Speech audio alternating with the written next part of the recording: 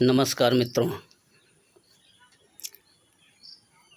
अफ़गानिस्तान में तालिबान की जीत होने से, तालिबान के द्वारा अफ़गानिस्तान पर कब्ज़ा किए जाने के बाद पाकिस्तान में बहुत नाच रहे थे लोग, नाच कूद रहे थे कि तालिबान वहाँ जीत गया, हमारी मदद से जीत गया। लेकिन एक हथियार के बल पर एक समूह वहाँ पर कब्ज़ा कर ले एक देश पर, और वहाँ पर ISIS खुरासान, हक्कानी और तालिबान और भी जितने तरह के हथियार वाले गुट हैं, सभी का अड्डा वहाँ पर बन गया। अब पाकिस्तान देश है और उसके बगल में हथियारों का बाज़ार गर्म हो जाए बगल के देश में, तो उसका असर तो पाकिस्तान पर पड़ेगा ही ना।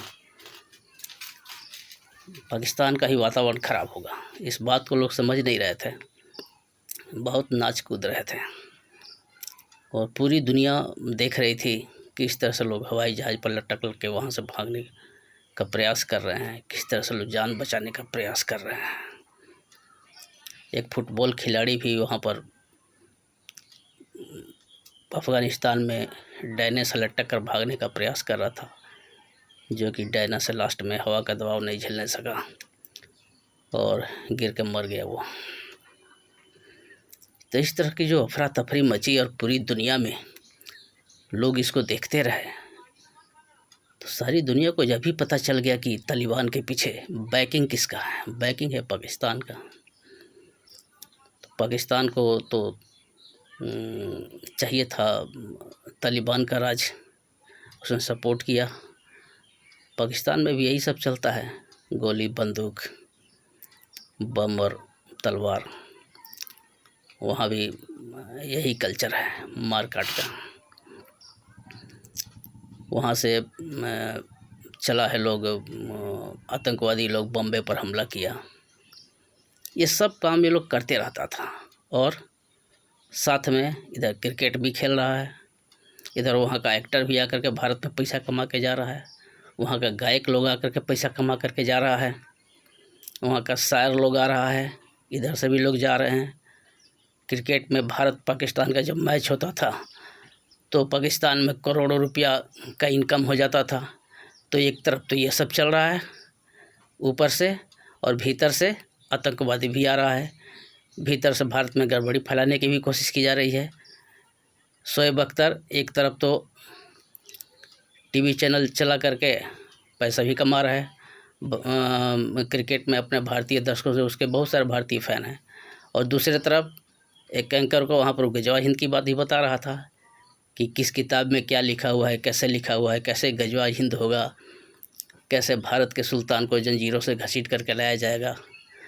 तो एक तरफ खेल और सिनेमा और शायरी ये सब भी चलते रहती थी, और दूसरी तरफ भारत के भीतर में ही लोग अपना काला खेल भी खेलते रहते थे। तो हमारी सरकार ने देखा कि नहीं, इस परंपरा को बंद करना है। सरकार ने धीरे धीरे अपना काम शुरू किया। पहले तो सरकार का ये स्टेटमेंट आया कि खून और पानी एक साथ नहीं बह सकते। तो भारत की नदियों से जो पानी जाता था उन पानियों को रोका गया। पानी के रोकने से वहाँ पर बंजर होने वाली ज़मीन, बंजर होने वाली स्थिति पाकिस्तान में हो रही है, पानी की कमी वहाँ पर हो रही है। दूसरा, क्रिकेट से जो बहुत पैसा कमाते थे, अंधाधुंध पैसा इन लोगों को क्रिकेट में, आर्थिक स्थिति तो पाकिस्तान की खराब ही रहती है, क्रिकेट से ही बहुत पैसा लोग कमा लेता था। टिकट बिकते थे, बहुत ज़्यादा टिकट बिकते थे, और स्टेडियम भारत पाकिस्तान के मैच में खचाखच भरा रहता था, इज्जत भी बढ़ जाती थी, पैसा भी मिल जाता था।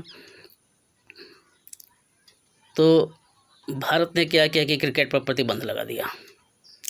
एक तो इनकम बंद हो गया, और मज़ा जो आता था खेलने का वो भी बंद हो गया। वहाँ से जो लोग आते थे, बॉलीवुड में आते थे काम करने के लिए, यहाँ से पैसा कमा के ले जाते थे, और भीतर भीतर आतंकवाद भी चलता था। तो वीज़ा जब बंद होने लगा, वीज़ा को जब कठिन किया गया, तो उन लोगों का भी यहाँ से धंधा पानी बंद हो गया। फवाद खान और कौन कौन लोग थे यहाँ पर सब आते थे, फिल्म में काम करते थे। यहाँ के बॉलीवुड में भी कुछ लोग ऐसे हैं जो कि उनको तरजीह देते थे और उनका धंधा चलते रहता था, तो वो भी बंद हो गया। और क्या करता था ये लोग, भीतर से आतंकवाद भी कर रहा है।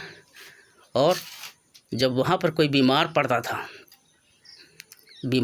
था तो नियरेस्ट में सबसे, इस एरिया में नियरेस्ट में सबसे अच्छा मेडिकल फैसिलिटी भारत में है।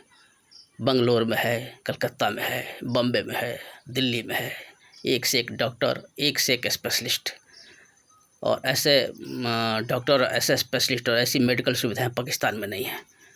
तो जब किसी को कैंसर हो जाए या कोई बहुत बड़ा हार्ट का ऑपरेशन हो, एक बच्चे का हार्ट का ऑपरेशन भी यहाँ पर हुआ था, इसके हार्ट में छेद था, इस तरह के बहुत सारे केस होते थे। वे लोग आते थे यहाँ पर मेडिकल वीज़ा लेकर के, और यहाँ की अस्पतालों में क्लास 1 मेडिकल सुविधा लेकर के और निकल जाते थे। जब वे आते थे तो उनसे जाता था, कोई पूछता था कि भारत आपको कैसा लगा, तो भारत बहुत अच्छा लगा, बहुत अच्छा देश है, हमको तो कोई अंतर ही नहीं पता चलता है कि भारत और पाकिस्तान में क्या अंतर है। तो आए, अपना मेडिकल का चिकित्सा करा के और थोड़ा सा भारत का तारीफ करके चल दिए। तो सारी सुविधा ये लोग लूट रहा था भारत से, और भीतर भीतर गजवा हिंद और भारत को परेशान करने का ये लोग षड्यंत्र रचते रहता था। तो पानी बंद, सिनेमा बंद, शायरी बंद, कवियों का आना जाना बंद, सब कुछ ये सब बंद होने के बाद धीरे धीरे दबाव उन लोगों पर बढ़ता चला गया। और क्रिकेट जो बंद किया गया उस समय तो नहीं पता चला, लेकिन अब जा कर के उसका असर दिखाई पड़ना शुरू हुआ है कि भारत ने तो खेलना बंद कर ही दिया था, न्यूजीलैंड ने भी यहाँ पर क्रिकेट खेलने से मना कर दिया। क्योंकि बात यह है कि अफ़गानिस्तान में सुसाइडल अटैक होते हैं, पाकिस्तान में भी सुसाइडल अटैक होते हैं, और सारी सुरक्षा धरी की धरी रह जाती है, और क्या क्या नहीं हो जाता है। अभी हाल में हुआ, एक वहाँ का मौलवी था, तो वो बोलता है कि फ्रांस पर पाबंदी लगाओ। अब फ्रांस पर पाबंदी नहीं लगाया गया तो वो लोग धरना करने लगे, प्रदर्शन करने लगे, अपने सरकार के खिलाफ प्रदर्शन करने लगे। तो वहाँ की सरकार जो इमरान खान की है, इसने तो सोचा कि इन लोगों को दबा देंगे। शुरू में बड़ा हार्ड स्टेटमेंट आया, लेकिन जब वो लोग डट के खड़ा हो गया, मौलवी लोग, और वहाँ पर अपने ये पैगंबर की इज्जत के लिए वो लोग, जो उनका कहना है कि पैगंबर का स्थान में कोई गुस्ताखी नहीं करे, तो इसी वो लोग सोचता था कि फ्रांस ने ऐसा किया है, तो वो लोग फ्रांस को बोलता था कि फ्रांस को बैन करो, उसके राजदूत को यहाँ से निकालो। अब इमरान खान उसको निकाल नहीं पा रहे थे, ये मिलिट्री एक्शन लेना शुरू किए। वहाँ का जो जोकर गृह मंत्री है शेख रशीद, तो शुरू में बोला कि नहीं, किसी भी हाल में हम लोग ये सब बर्दाश्त नहीं करेंगे और दबा दिया जाएगा। लेकिन जब उधर से मस्जिद से लोग डट गए, बंदूक लेकर निकलने लगे और जम के लड़ाई जब होने लगी, तो उसके बाद ये लोग दम दबा लिया अपना, दबा करके, और उसके बाद आगे नहीं बढ़े इस मामले पर। उन लोगों को जो क्रश करने के लिए चाहता था वो नहीं कर सका, ये लोग हार गए, हथियार डाला। लास्ट में देखे कि बहुत बड़ा खून खराबा हो जाएगा यहाँ, तो उसके बाद ये लोग अपने कदम पीछे खींच लिया। तो वो जो ग्रुप था उससे तो ये लोग हार गए और हार के बैठ गए। हाफिज़ सईद है, उसका भी आज तक ये लोग कुछ बिगाड़ नहीं पाए। जब प्रेशर आता है तो जेल में डाल देता है, डालने के बाद फिर उसको निकाल देता है कुछ दिन के बाद। एक नाम से उसकी संस्था पर बैन होती है, दूसरे नाम से वो बना लेता है। तो ये लोग, इन लोगों का ये सब जो चल रहा था तो पूरी दुनिया देख रही थी। और सुसाइडल अटैक तो कहीं भी हो सकता है, वहाँ पर हथियार की संस्कृति है, बंदूक की संस्कृति है, बम की संस्कृति है। तो क्रिकेट और बॉल से क्या खेलेगा, ये लोग तो सब बंदूक और बम से खेलता है। तो ठीक है भाई, वही खेलो। अब क्रिकेट खेलने की क्या ज़रूरत है। न्यूजीलैंड के जब खिलाड़ी वहाँ पर गए, उनको कहीं से इनपुट मिला कि वहाँ पर सुसाइडल अटैक हो सकता है। इंग्लैंड ने उसको, इंग्लैंड, ऑस्ट्रेलिया, अमेरिका, ये सब कुछ देश हैं जिनका कि आपस में गोपनीय सूचनाओं का आदान प्रदान होता है। तो मैच शुरू होने के 2-3 घंटे पहले शायद ऐसा हुआ कि सूचना आई कि नहीं, तुम लोग वहाँ से वापस लौटो, वहाँ पर आत्मघाती हमला होने का अंदेशा है। कोई संदेश को किसी संदेश को, कूट संदेश को ब्रिटेन ने पकड़ा था और उस संदेश के आधार पर इन लोगों को कहा गया कि वापस आ जाओ। तो न्यूजीलैंड तो वापस आ गया। उसके बाद छाती पीट रहे हैं लोग, शोएब अख्तर छाती पीट रहा है और जावेद मियांदाद वो भी छाती पीट रहा है। ये सब छाती पीट रहा है कि लोग चले गए, नहीं खेले, सुरक्षा का यहाँ पर कोई दिक्कत नहीं था, तो तुम लोग आतंक को बढ़ावा दिए हो।